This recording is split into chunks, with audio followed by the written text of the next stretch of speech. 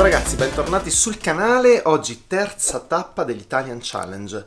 Siamo a 270 km, staremo quasi tutto il tempo in Campania, credo che sconfineremo in Basilicata se non mi sbaglio. La traccia non l'ho studiata tantissimo perché non ho avuto tempo, sono veramente stanco.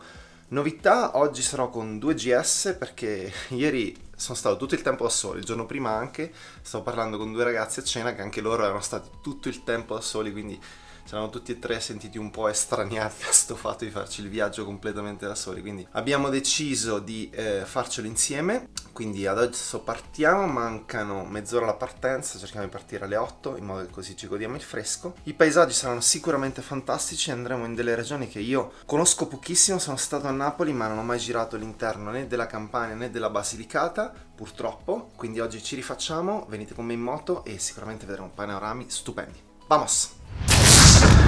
Ok ragazzi, siamo alla partenza, 8:12, non male, vamos! Vamonos! Vado avanti io? Partenza! Bello fresco, 8:17 stamattina, luce perfetta. Adesso questa strada ci porta in mezzo a un valico. Ci hanno detto che oggi l'asfalto sarà terribile in alcuni punti, quindi ci sarà da stare attenti.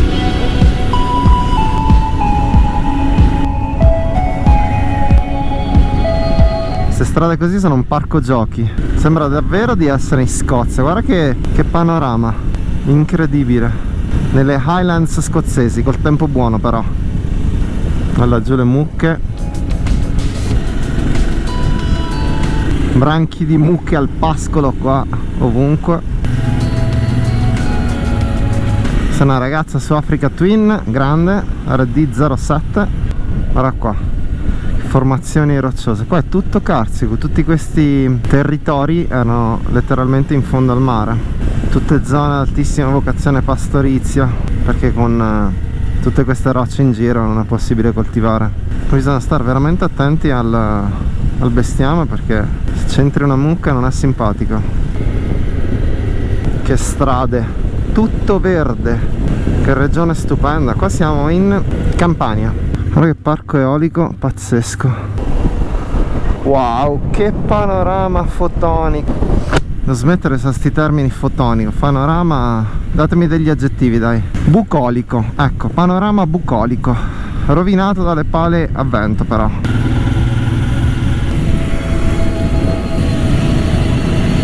Questa ci vuole coraggio a chiamare la strada, Questa è peggio della sterrata. Qui la guida in piedi serve semplicemente per vedere le buche prima. Veramente asfalto devastato completamente. Era meglio se lasciavano sterrato.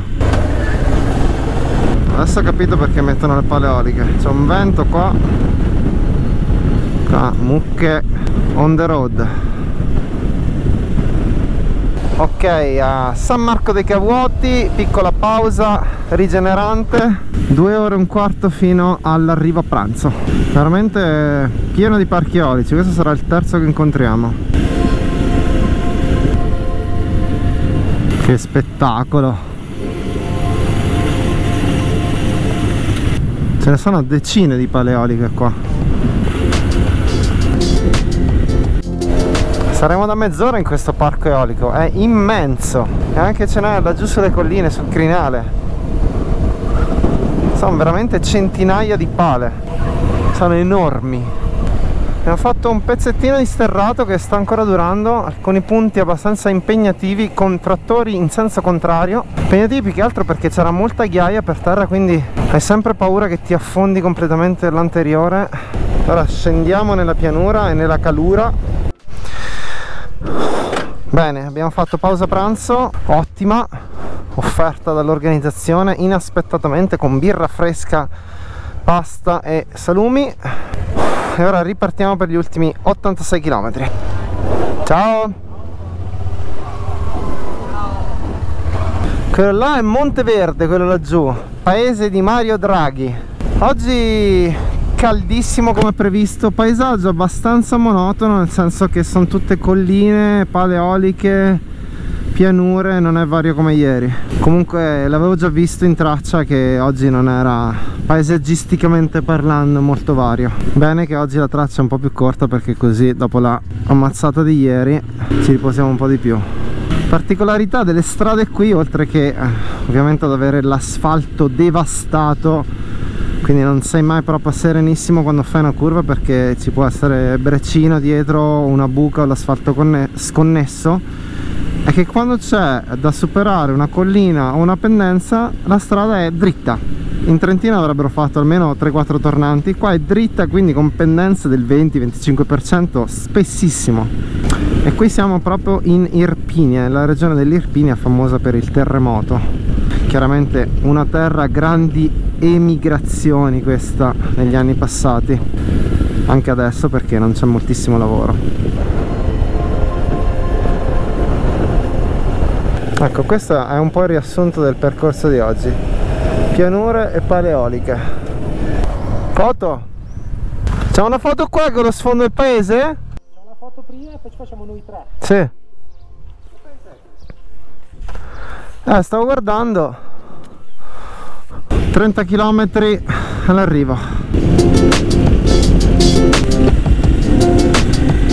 Ah, qua guarda, pazzesco, sta ancora bruciando.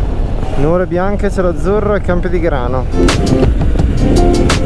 Eccoci qua, laggiù in quella direzione dovrebbe esserci il mare. Questa è una pianura veramente infinita. Ed eccoci all'arrivo a Venosa. Ultima tappa di oggi, 100 km in meno di ieri, ma non meno stancante.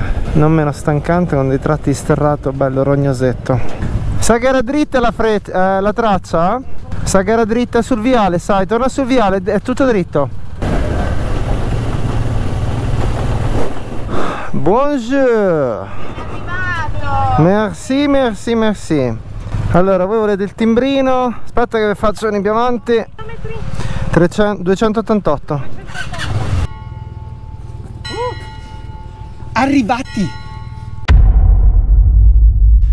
Ciao ragazzi, buongiorno. Oggi ultima tappa dell'Italian Challenge, abbiamo 297 km, partiamo qui da Venosa. Qua dietro di me il castello aragonese edificato nel 1470. Abbiamo 297 km e oggi si arriva finalmente a Maratea, ci facciamo il bagno in piscina, speriamo, e al Su Cristo che sovrasta il mare. La tappa di ieri, come avete visto, un po' noiosa, nel senso che i paesaggi belli, però faceva ancora veramente caldo, colline, parchi eolici, non tantissima varietà paesaggistica devo dire. Oggi invece arriveremo in quella parte delle Dolomiti Lucane. È una catena montuosa che si chiama così chiaramente perché assomiglia un po' alle vere Dolomiti nord-est dell'Italia. Passeremo dei paesini tra i borghi più belli d'Italia, tra i quali Pietrapertosa, che è proprio incastonato nelle Dolomiti Lucane. Passeremo dei villaggi abbandonati. Ieri siamo stati benissimo in tre, ci siamo trovati strabene a far gruppo e oggi ritorniamo. Adesso sono le 6:58, ci troviamo alle 7:30 e alle 8 partiamo. Ogni giorno cerchiamo di partire sempre prima. Bene, adesso finisco di preparare qua il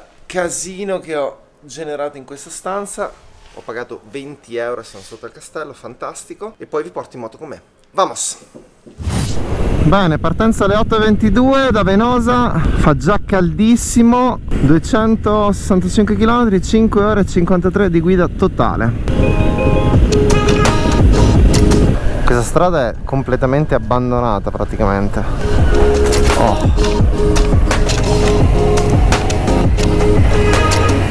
È proprio una strada abbandonata. Questa è una scena da quadro. I campi arati di grano, le pecore e il pastore sulla collina. Ok, qua c'è sabbia, giusto per dare un po' di tocco da cariano. Refrigerio nel bosco. Bel bosco di querce. Ed eccoci qua le Dolomiti Lucane, paesaggio spettacolare.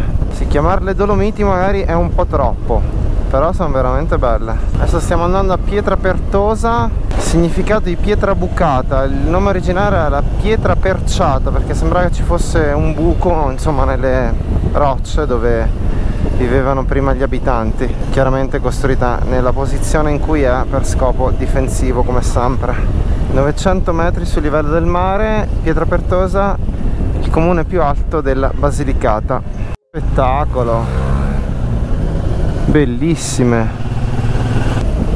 formazioni rocciose particolarissime. Chiaramente hanno tutta completamente un'altra formazione rocciosa, naturalmente, perché questa non è dolomia ma è semplicemente, tra virgolette, pietra calcarea.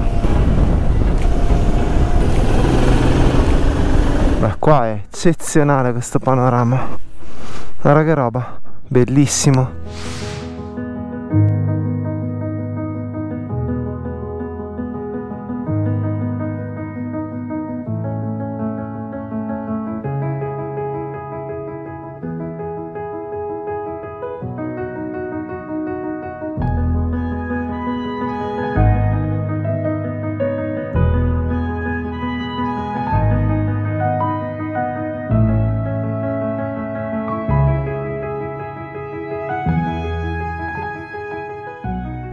E lasciamo Pietrapertosa dietro di noi, 160 km a Maratea, ancora 3 ore e mezza di guida.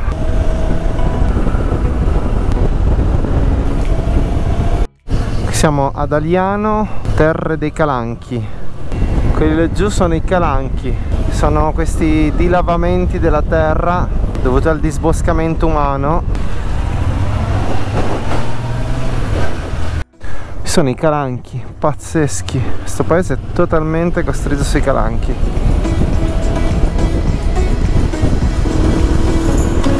Mamma, incredibile. Mamma mia, che panorama surreale. Figa. C'è anche una casa qua in mezzo. Chi è che viveva qua? Solo 50 km rimasti. Qua sembrano paesaggi appenninici. Siamo agli sgoccioli, ragazzi, del viaggio. 8 minuti. Eccoci laggiù, il mare di Maratea. Oh, ho finito la benzina a 5 km dal santuario, che c'era il Belvedere. Cioè non è che l'ho finita, ma era particolarmente ripida la strada e mi era rimasto un litro e non pescava più il serbatoio. Quindi per fortuna sono riuscito ad arrivare al benzinaio da 8 km. E ora andiamo al Cristo, a mani aperte di Maratea.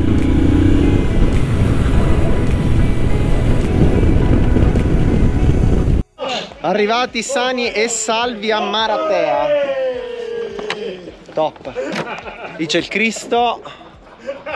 Adesso andiamo a fare un po' di foto e a bere.